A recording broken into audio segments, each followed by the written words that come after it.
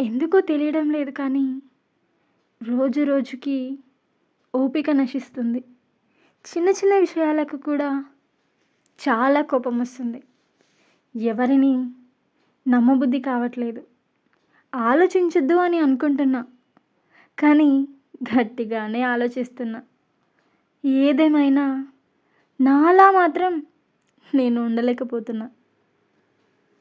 భర్త టార్చర్ తట్టుకోలేక, అలా అని తల్లిదండ్రుల సపోర్టు లేక, తనేమైనా చేసుకుంటే తన పిల్లల భవిష్యత్ ఏమవుతుందో అనే భయంతో నా అనేవాళ్ళు లేక ఒంటరితనంతో జీవిస్తూ, ఒంటరితనాన్ని అలవాటు చేసుకుంటూ, చస్తూ బ్రతుకుతూ నరకం అనుభవిస్తున్న అమ్మాయిలు ఎందరో ఉన్నారు కదా.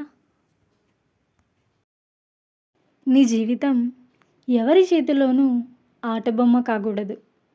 ఓటమైనా గెలుపైనా, బాధైనా బరువైనా, కష్టమైన సుఖమైన, ఎంత నష్టమైనా నీ జీవితం నీ చేతుల్లో ఉండాలి. ప్రాణం పోతున్నా కానీ బానిస బ్రతుకు మాత్రం అస్సలు బ్రతకకు. రోజులు ఎప్పుడూ ఒకేలా ఉండవు.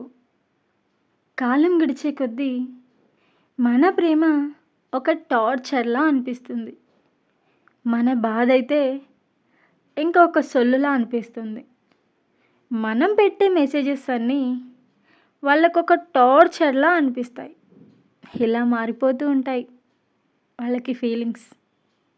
ఓకేనా?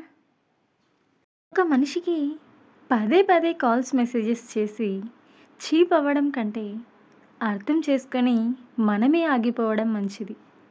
ఎందుకంటే అవతలి వాళ్ళకు విసుగ్గా అనిపిస్తుందే తప్ప ప్రేమలా అనిపించదు. ఒక ఆడపిల్ల జీవితం అంటే పెళ్ళికి ముందు, పెళ్ళి తర్వాత అని అంటారు కదా.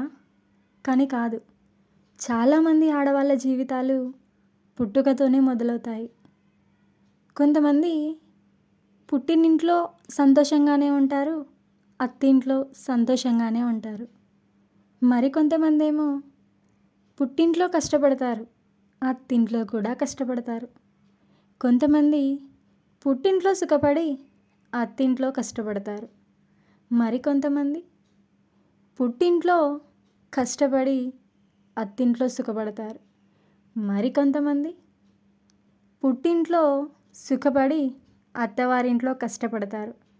కానీ ఎక్కువ మంది ఆడవాళ్ళు మాత్రం రెండింటి దగ్గర కష్టాలను ఫేస్ చేస్తూనే ఉంటారు.